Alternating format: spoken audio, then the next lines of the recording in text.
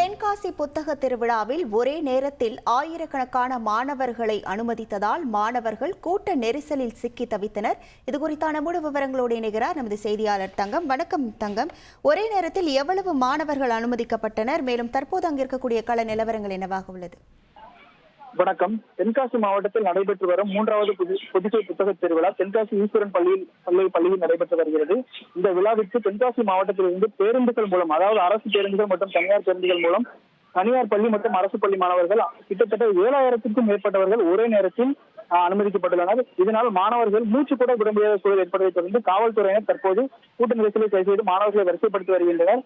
மேலும் புத்தக திருவிழா நடைபெறும் கூட்டரங்கில் போதிய காற்றோட்ட வசதிகள் இல்லாததால் மாணவர்கள் அவதி உள்ளாகி வருகின்றனர்.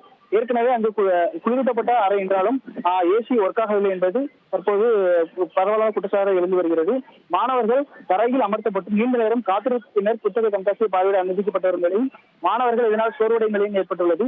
மேலும் கூட்ட நெரிசலில் சில மாணவர்கள் மயக்கமடைந்ததாகவும் தெரிகிறது. போதிய திட்டமிடுதல் இல்லாமல் ஒரே நேரத்தில் ஆயிரக்கணக்கான மாணவர்களை குவிய செய்த மாவட்ட நிர்வாக நடவடிக்கை பொதுமக்கள் மற்றும் பெற்றோர்களிடையே கடும் அதிருப்தியை ஏற்படுத்தியுள்ளது. உங்கள் முழு விவரங்களுக்கு நன்றி தங்கம். செய்திகளை உடனுக்குடன் தெரிந்து கொள்ள உடனே சப்ஸ்கிரைப் பண்ணுங்க.